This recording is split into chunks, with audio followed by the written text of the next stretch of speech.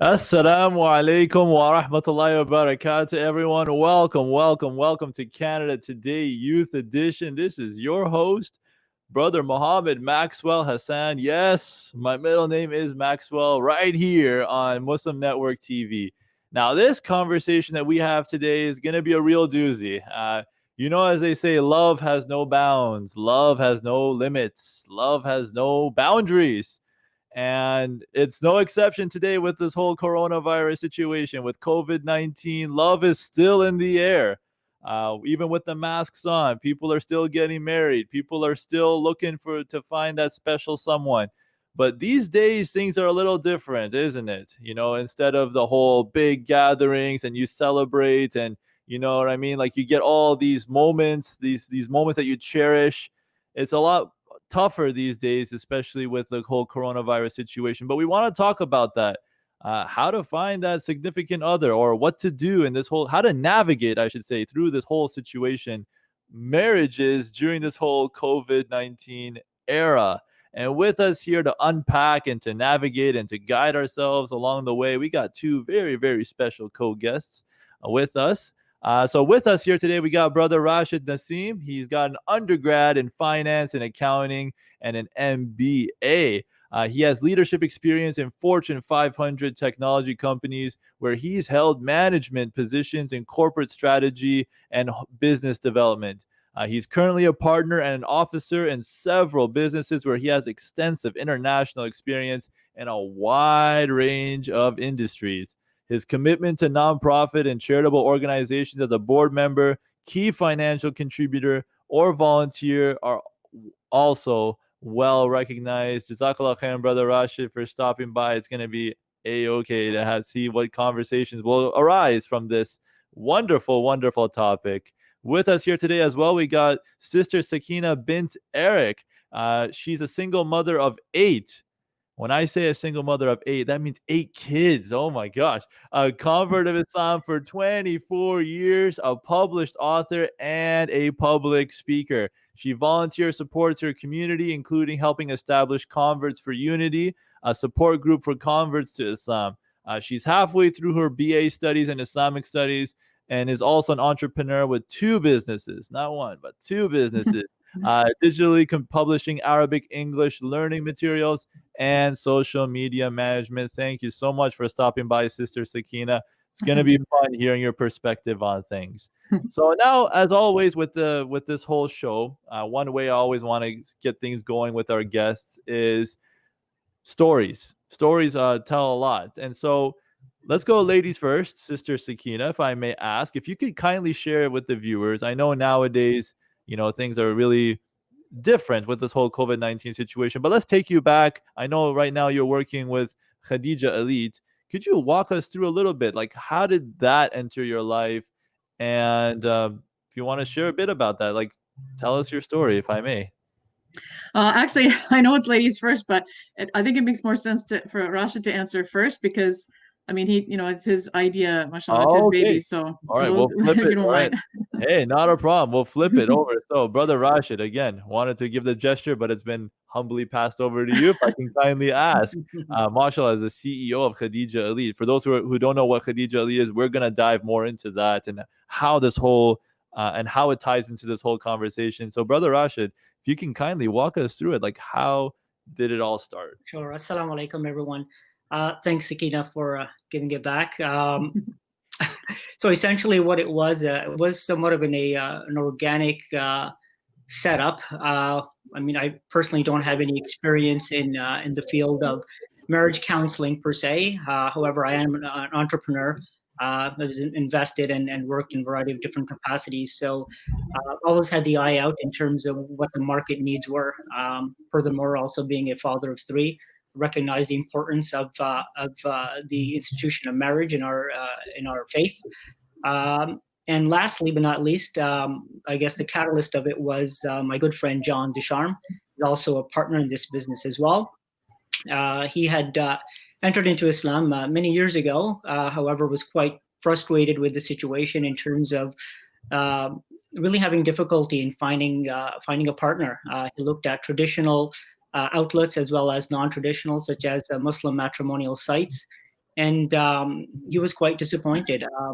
And the reason was simply because he just felt that the system that was in place was somewhat rigged. He felt that it was a very disproportionate number of men to women, sometimes a ratio of 4-1. He felt that the engagement wasn't sincere.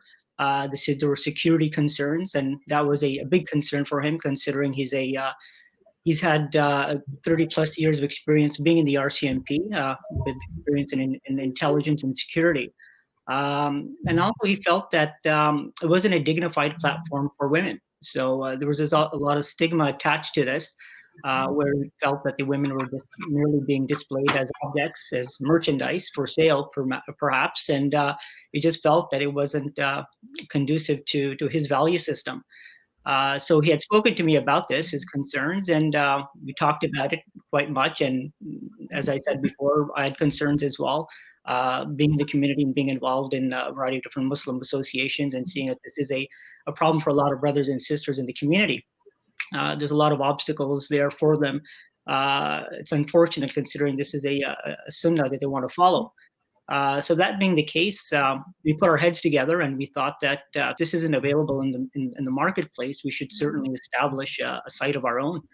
And that's what brought about the initiation of this. It was probably done about 10 months ago, just prior to COVID-19. And we thought that this is a platform we should establish. We should focus on key criteria such as security, dignity to women, and also education. There's just not much support on these sites for members as well. So alhamdulillah, that's what got us started. MashaAllah. So it all started with one, but you know what I mean? It broadened out, and here we are. Awesome. Thank you, Brother Rashid. So I'll take it to you, Sister Sakina. Where do you fit into all this?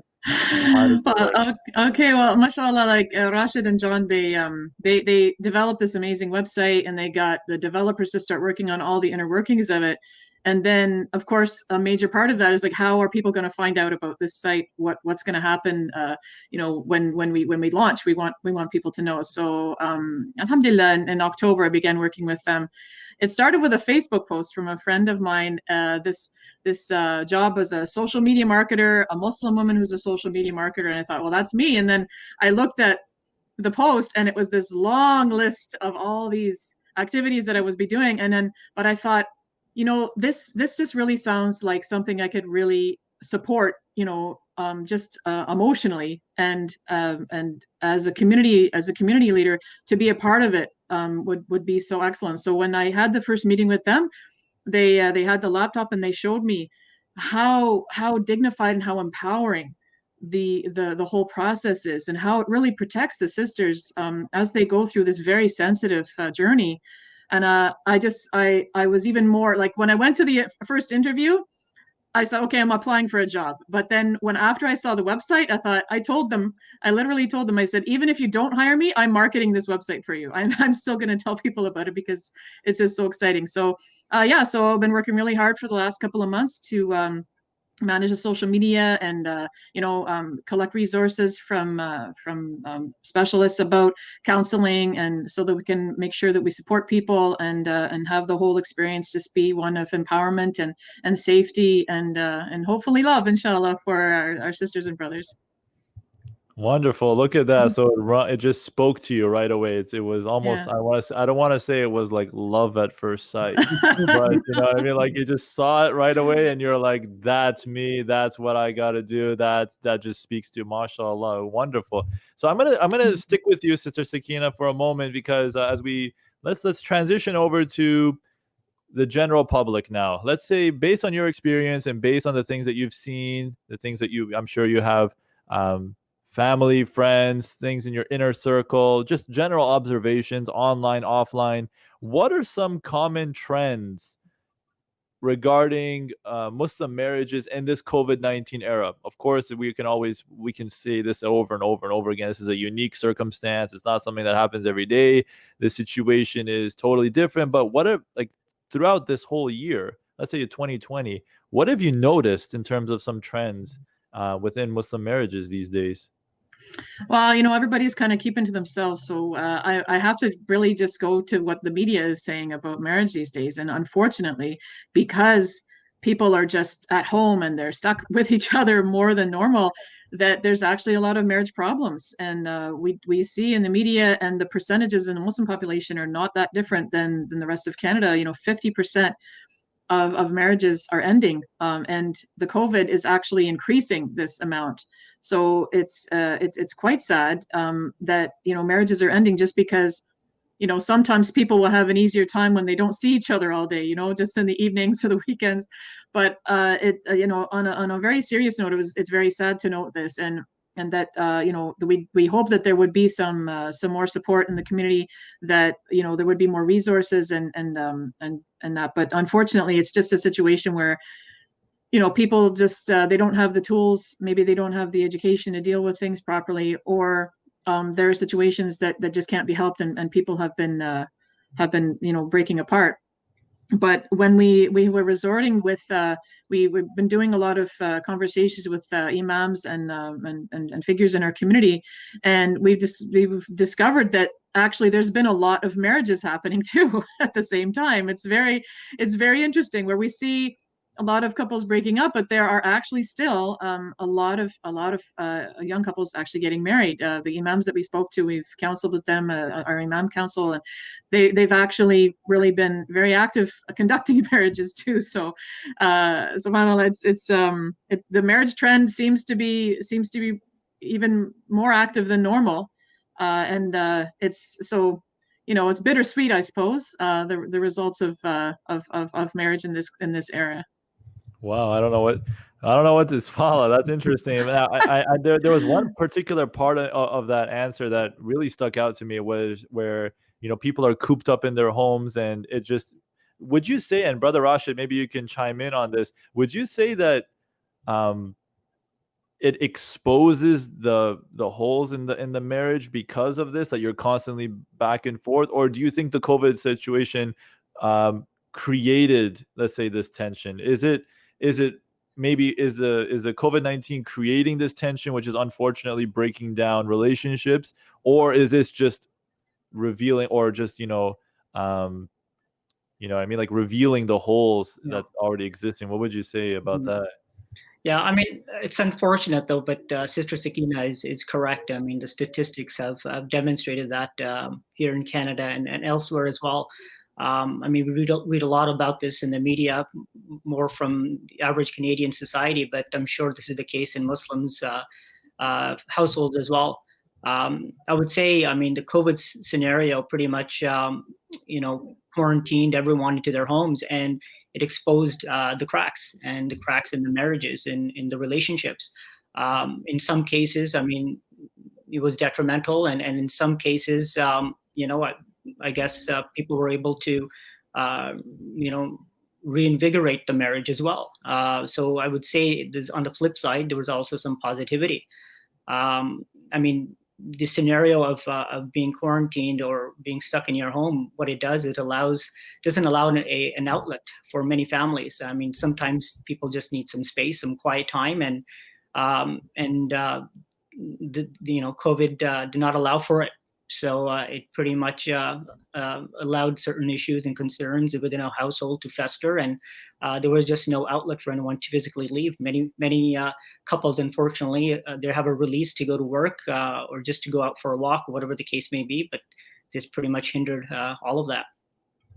All right. So, Brother Rashid, have you noticed any other general observations or trends within the Muslim community, within Muslim marriages, particularly through this COVID-19 era, that you could spotlight and highlight?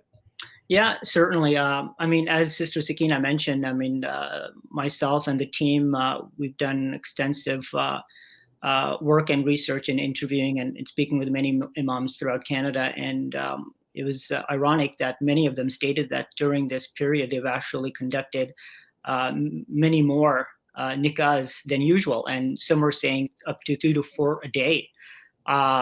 Yeah. So is it like people just getting bored? They're like, I have nothing else to do. Yeah, let's just put a ring on it. Like, what's the deal exactly. there? So I mean, it begs the question. I mean, why is this happening? And I guess, I mean, there's a variety of different reasons. I guess some salient points I could possibly think of is, we have a very, a young Muslim population. Many of them are pretty much very focused on their careers, and especially in their education and pursuing their education. And then during COVID, it allowed them to have some free time, and marriage is always on the back burner. But now that their schooling or careers kind of came to somewhat of a pause, allowed them to really put that in the forefront and say, maybe this is something I need to explore now. And secondly, I think it's just the fact of being lonely, and reflecting on your life.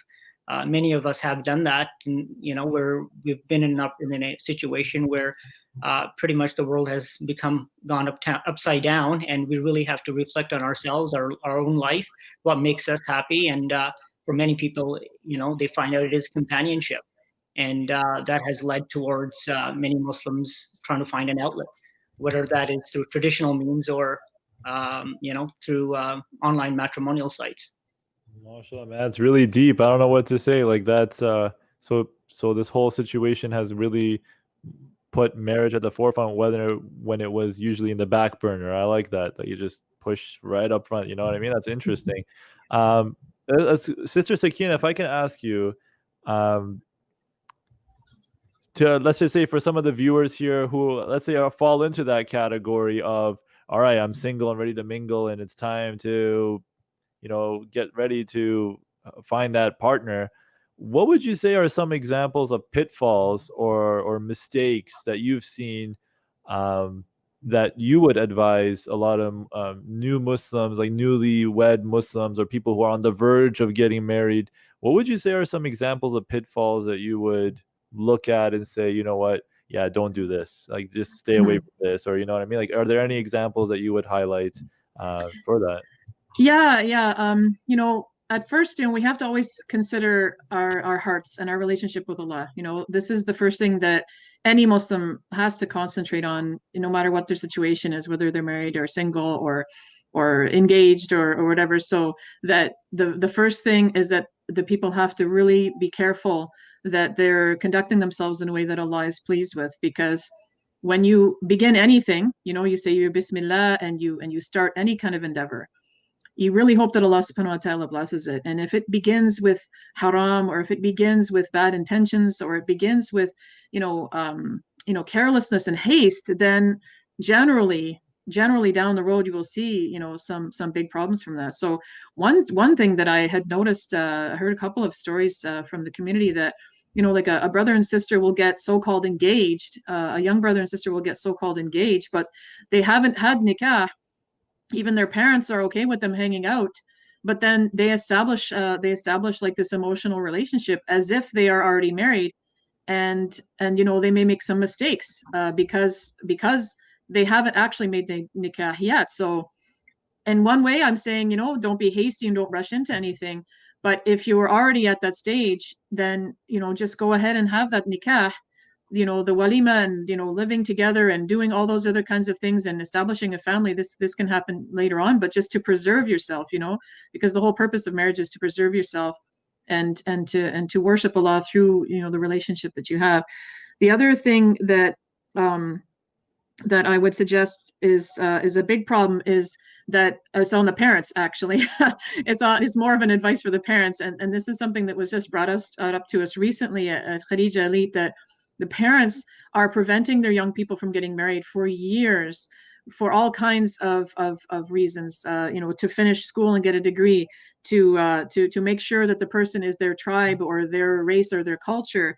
That the amount of the mahar is something that the father decides. Like, all these things are really is preventing our youth, and it's really putting our youth in crisis. And so, we really encourage, when I speak at the MSAs and everything, we talk with different young sisters about marriage. You don't want to run headlong into it. You do want to be patient, but you don't want to fall into haram. And so, however you can avoid that, you should try, because the most important relationship that you have is with Allah. And if that's not straight, then really nothing else in your life is going to make sense or work out well for you.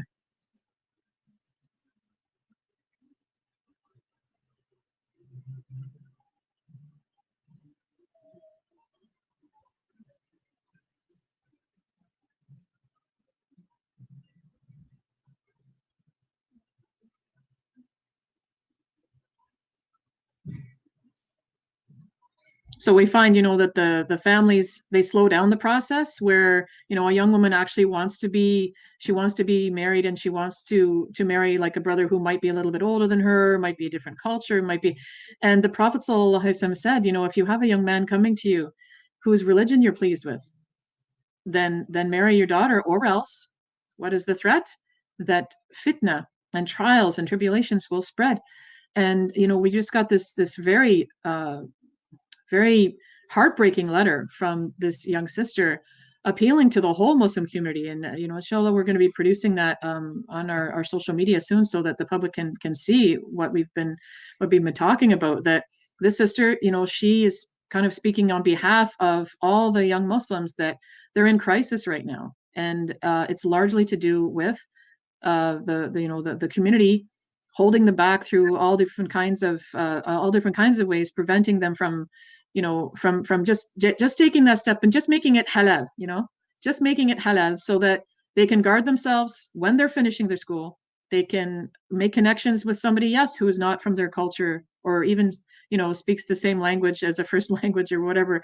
But that it's a crisis situation, and it really means a lot to me, because I have my children are older, that we make these marriages easy for our young people, and so that we can protect them and help rescue them really from the crisis that they're in right now. Mashallah, that's a really good point. And yeah, so I guess thinking ahead, it's almost like no one's good enough for my son, or no one's good enough for my daughter. I'm sure everyone has those moments. Brother Rashid, let me take it to you. What are some pitfalls that you would say that a lot of new Muslims, newlywed Muslims, need to avoid? What are some things, common traps, things of that nature? What would you say? Yeah, certainly. I mean, I would say that managing expectations is huge, especially in a scenario where typically Muslims couples, when they get married and have their nikah, prior to that, they don't have the luxury. In most cases, don't have the luxury of having some meaningful interaction. And due to lack of that, what happens is that once they are married, then it does become somewhat of a concern, in the sense that both parties are looking at each other and trying to. There's a lot of judgment going on in terms of expectations they've had, and see whether the other will fulfill it. It's not I would say that it's not a matter of finding the right person, but it's a matter of becoming the right person, and becoming the right spouse for each other. It involves some work, involves effort, but ultimately it's a matter of understanding the obligations you have towards your spouse, rather than focusing on your rights. Of course, that is important, but initially in a marriage, I think if both parties focus on each other's rights rather than their own, I think that would resolve a lot of issues down the road. Mashallah. So it's like you're not looking for that. You're not always looking for that Prince Charming or that damsel in distress. You focus on being the individual that people would want to have. Man, that's a good point. Like, just constantly just turn it inward, right? That's a good point. So we spoke about the pitfalls, the negatives. Let me still stick with you, Brother Rashid. Mm-hmm. Let's flip that coin now.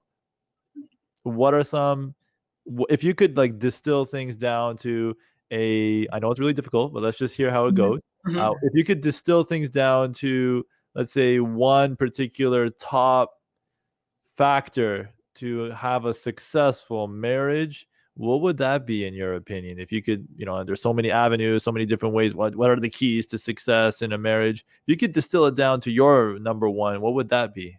Mm-hmm.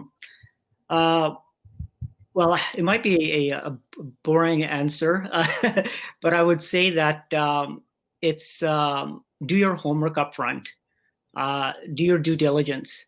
I'm a more of an analytical and objective person, so this is the steps I would take. But I would highly recommend that we recognize the fact that there's emotions and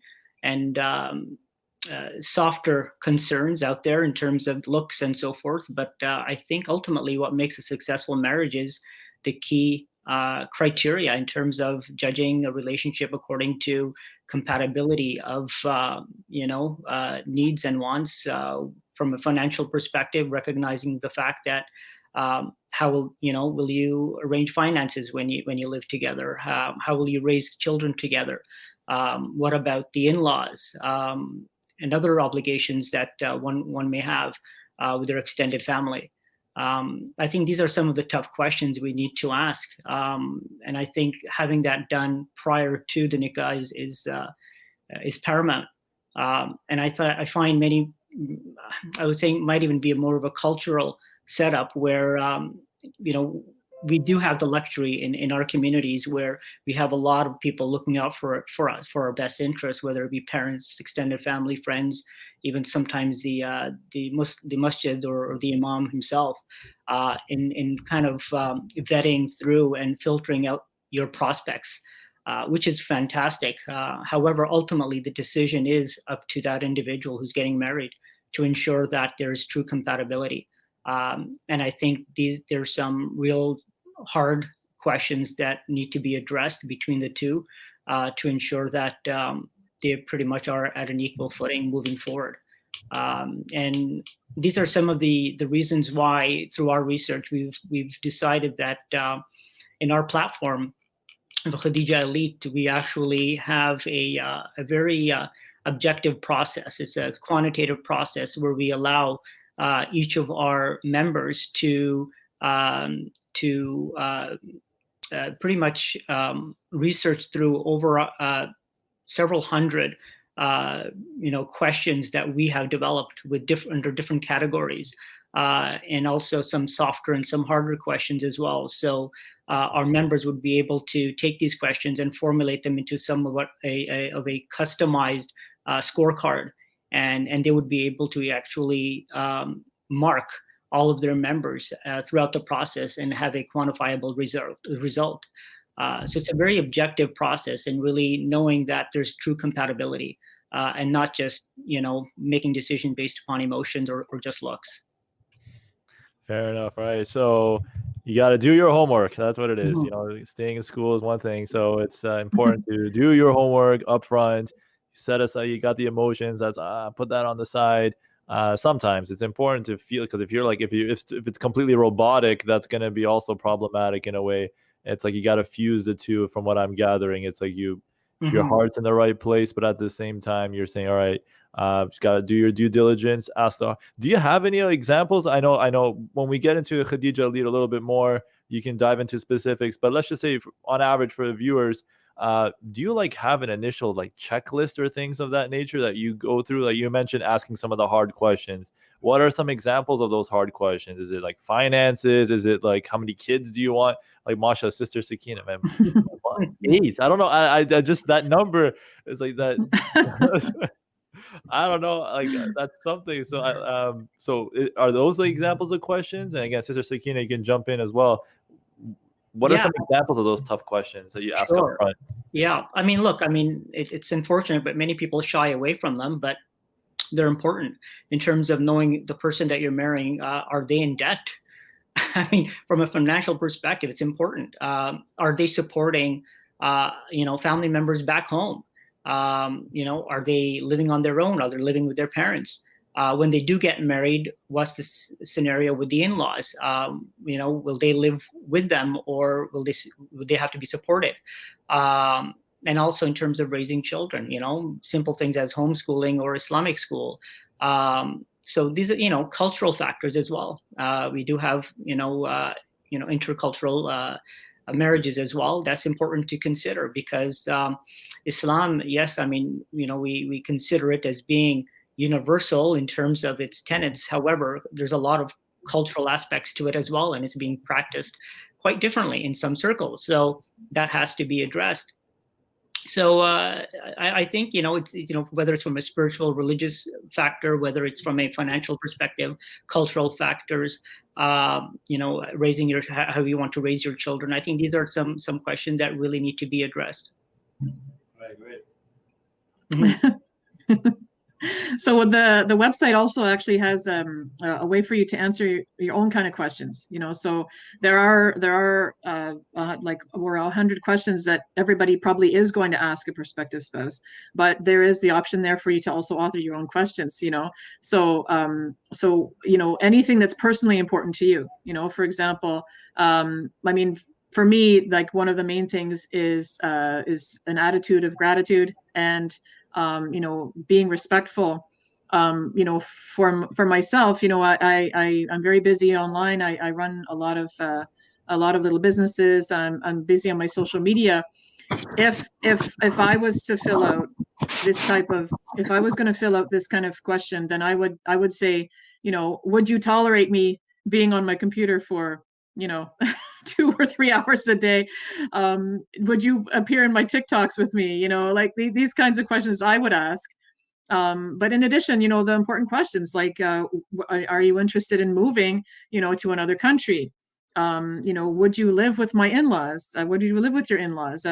These kind of like really specific questions to demonstrate, these little things. It helps the people make a smart decision, as opposed to, oh, I like how this person looks. They're very charming, but then when the day-to-day comes, what goals do you have? It's like a business enterprise. In Islamic law, the marriage contract is literally studied when you study business contracts. That the marriage contract is something that's it's conducted like business. Do you agree about this point or agree about this point? And the contract can be as long and can contain however many things, but before you get to that point, it should be clear. You don't want to argue about the contract. By that time, you should know, okay, this person, they want their children to be homeschooled, so that will be either my responsibility or somebody else's responsibility to homeschool children. And the list is endless and it's editable. So when people join and they sign up, they can answer any of the questions. The other aspect to it, which is really exciting, and it's analytical, but it also is fun, is that based on the answers to those questions, there is actually a report card for every member that you connect with on the site, so that you can see at a glance how well they've answered your questions. So if you don't like an answer that they've given, then you can give that answer a score, for example. So it's very, very interesting that you can kind of score the people, so that when you make those connections, you can look at a glance how compatible you are, to even move to the next phase on the website. MashaAllah. So since we've spoken a lot about Khadijah Elite, I think you've alluded to a number of those features. I think now would be a great time now to dive into the meat and potatoes of this particular website. Brother Rashid, if I can say, let's say somebody who's watching this, they know what eHarmony is all about. They've heard of eHarmony, they heard of Tinder, right? Love at first swipe. You've heard of this, you know what I mean? Like, so they see that. Someone who's never heard of Khadijah Elite, what on earth is this, and how is it different for those who are looking to get married? Please, if you can share with us, and then Sister Sakina as well, you can dive in as well to kind of give a good picture for those who have no idea what Khadijah Elite is all about and how it works. Absolutely. So I do appreciate the opportunity to present this. It's something that took a lot of energy from myself and our team to put this together. It was essentially what it is. It's allowing women to be empowered globally, and giving them what is rightfully theirs. We're talking about a total decision-making power in a safe and intelligent and a dignified manner. This is through the research that we've done on Muslim and non-Muslim sites as well, just to recognize some of the fault lines and addressing them. So this is a website where, although there's our slogan is beyond the match, and what we mean by that is every single website that exists today, essentially what they do is they have an algorithm that just matches someone. And once they're matched, they're pretty much left in this huge arena, not knowing what exactly to do. And what we do is we say we're beyond that, because that's just the initial stage. Yes, we have a sophisticated algorithm that allows you to do that, where you're able to put a variety of different categories in your profiles, from physical to financial to even, religiosity index. So we have all that. However, once a match is done, the question is what happens next? And what we have recognized is that in all the platforms that exist, pretty much everyone, when they enter into that arena, they're left to their own. And what we do is we ensure that we guide everyone through that process. And that is really what matters. It's not doing the initial match, but it's how you progress through it. So what we've done is we've come up with a ingenious way of having that relationship build in phases, where everyone else in other sites are literally in just one phase throughout the whole time. We've split it into 4. Why? Because we understood the fact that this is a process that will take time, and it has to be built over time, and trust has to be built between the two members. So there's a buildup of confidence as one progresses through those phases. And what makes it interesting is that because we recognized that women were not being addressed, the sisters were not being addressed in these other sites, we actually gave the full control to the sisters in our site.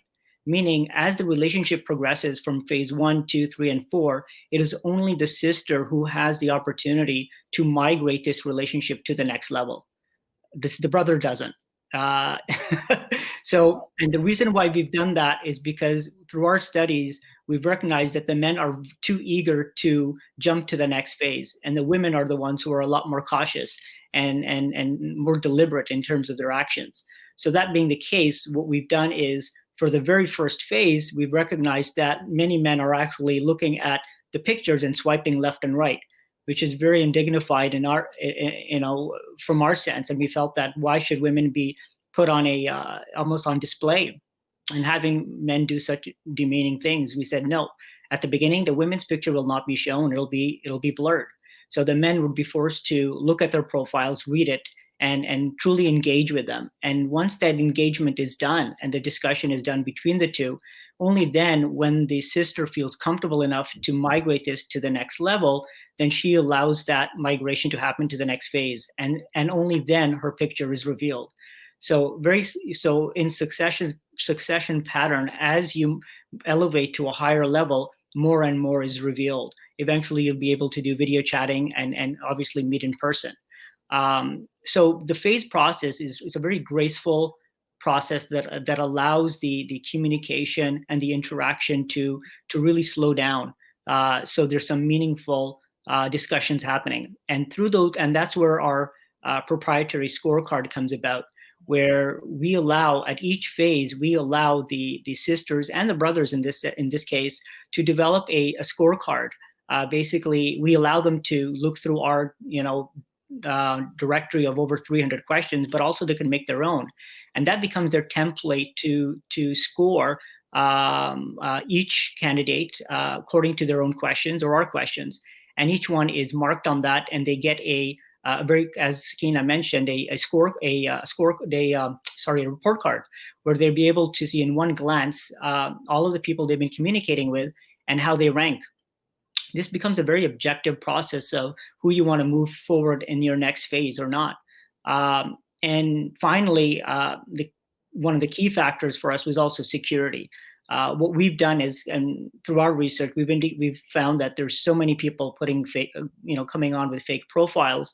To address that, what we've done is we have a very sophisticated system where not only do we do ID verification with partnership with over 200 countries. So which means people from, let's say, from Canada, US, even in India or Pakistan or Indonesia, we'd be able to accept their IDs, and we give them a selection of IDs they could choose. They take a picture, and then what we do is we verify their age, the documentation, and on top of that, we do biometrics. They would take a picture of themselves, and we'd verify their picture. We could also even see whether it's a live picture or it's a picture of a picture. So we have such sophistication from our technology to facilitate this and to recognize that the people who are on our site truly are who they say they are. And that's what gives confidence to our members, is that they recognize that everyone who is on our site has gone through this rigorous process. Wow, mashallah. Look at that. A lot to take in. You got to digest, but it's in phases, right? So a number Yeah. of things. It's a gradual process. It's not just a one shot. Oh, just Yeah. do this and you're left in the dust. Sister Sakina, what are you most excited about with regards to Khadijah Elite? Was there any particular feature or a moment or something like that that you really like? You get riled up every time whenever you think about it. Is there anything in particular that really you know, gets your juices flowing, I suppose? Like, what's the thing that Well, I am very impressed that another reason why Khadija Elite goes beyond the match is because the whole time, and even before the process even starts, there are courses and resources that help support and help educate and help heal people before they even start or as they go along. So, for myself, unfortunately, I was in an emotionally abusive marriage. So when Rashid showed me the website, I'm like, it makes me want to join the website, even though I'm not interested in getting remarried anytime soon. But I know there's a lot of other sisters, and this topic comes up over and over again on Facebook and other forums about how women are just they're not really ready to get married. They're lonely, but they're not really ready. Or young women who they may not have grown up in such a great situation, seeing the marriage of their parents maybe, and they're scared or they have some baggage.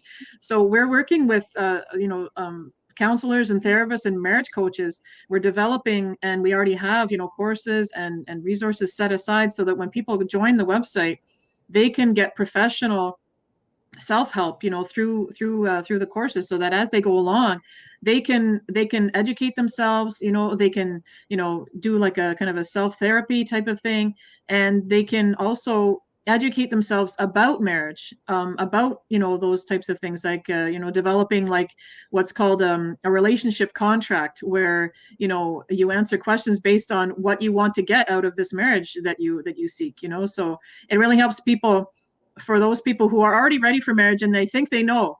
It helps them understand what they don't know and what they probably should learn, as well as just really like heart softening things and empowering things to help women especially feel comfortable moving into a new marriage if they've been divorced, and also dealing with all the different cultural issues that some people have, to educating them about how the site works, how best to have their profile, how to write up their bio, to other things like how to get your heart right with Allah so that you can establish a good relationship with somebody else. So to me, this is about the best thing about the website so far. I mean, it all of the security and everything, it's great. But just because I counsel ladies, and people ask me advice about marriage a lot, and to me, having this education and this self-help materials on the site, to me is one of the most exciting aspects of this site that I haven't seen anywhere else, really. mashallah? So that's wonderful. So the resources, that safety net, people, you walk them through, you lend a helping hand from point A all the way to point Z and beyond, like you mentioned. What was it? Beyond matchmaking, right? So it's not just, oh, you two are together. It's almost like the equivalent of you're in a room with so and so, and you're like, all right, you, person A, person B, all right, there you go, and then just off your way, you just off to the races, and that's that. They're like, okay, what's next? But you guide them through the whole thing, so that's amazing, mashallah. So there's another thing I would just want to mention as well. On our portal, what we've done is it's called Khadijah Elite. That's the name of our website and our platform. But once you're on, we also have another platform within it called Fatima Elite. And what Fatima Elite is, essentially, it's for parents. And what that does is it's for parents who want to be involved, or guardians to be involved in the matrimonial process with their dependents, with their sons and daughters. And we do recognize the fact there's a lot of communities out there, even here in the West as well, where this is still quite important, where the parents want to be involved. However, we also recognize the rights of the dependents as well, where they have a right to make a decision and they have a right to privacy. So we've set up a system where parents would be able to be involved only with the consent of their sons and daughters or their dependents. And also when the communication is done, it's totally private. But the interesting aspect of it is that the parents are able to communicate with the parents of the other family. So because we recognize that is a very a key element in a lot of communities where families essentially get married. So the parents are talking to each other and the kids are talking to each other. So we facilitated a process on our site. We're able to do that, where we could actually have parents, invite their children if they choose to do so, and accept. Then they would be able to communicate with others, and the parents would be able to communicate essentially with their parents. So this is something that is very unique. It really does not exist anywhere, as we know. But what it does is it allows families to get together and to really unify, and that is a huge advantage in many communities. MashaAllah. So you really thought of everything, huh? You're like really making it a holistic thing. It's not just, I like what you're saying as well. It's not just person A and person B getting married and hallelujah. It's more about you got family A and family B. You're not just marrying the one person, you're marrying into the entire family, right? And then there's a whole in-laws and all that jazz. MashaAllah, good point. Wonderful, wonderful point. Now, as they say, all good things unfortunately must come to an end. And just one final words of conclusion. Let's start with Sister Sakina. Let's say there's a sister who's watching this right now. She's ready to get married, but unsure. She doesn't know what to do. She's looking for that soulmate. She's looking for that person to complete half her deen. Has no idea what to do next. What would you say as parting words of advice for that sister? From Sister Sakina, what advice would you give her to help her find that special someone, or like, to navigate through this particular time in her life? Well, the first thing is always that she has to make sure that her relationship with Allah is good, and that she should rely so much on her self-value, and make sure that she values herself. It was like I was saying to my son, the other day, like, we don't settle, we know our worth and we don't settle.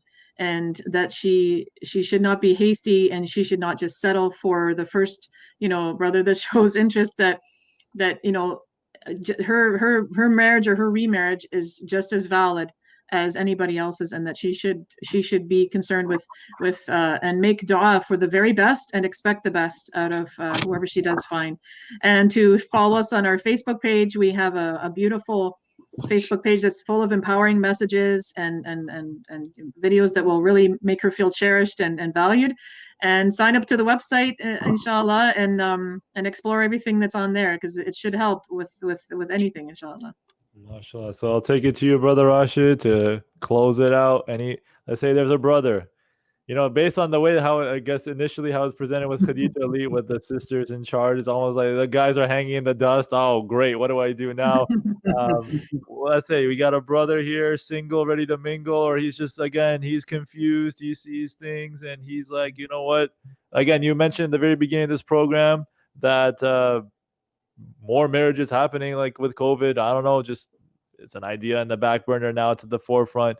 Let's say there's a guy really serious. He's really confused, doesn't know what to do next. What advice would you give to that young man to say, you know what, this is what you really need to know about marriage that would make your life so much better? What would you say, Brother Rashid? Well, I mean, I would echo pretty much what Sister Sakina has eloquently said as well. I mean, foremost, you really need to engage and recognize your relationship with Allah subhanahu wa ta'ala as well. And from there, really do a deep dive and have a good understanding of what marriage truly means in our faith, in terms of the rights and responsibilities of the spouse. I think it's unfortunate, but many people get their knowledge base pretty much from TV and media channels and movies. The romantic aspect is there, but however, there's also responsibility.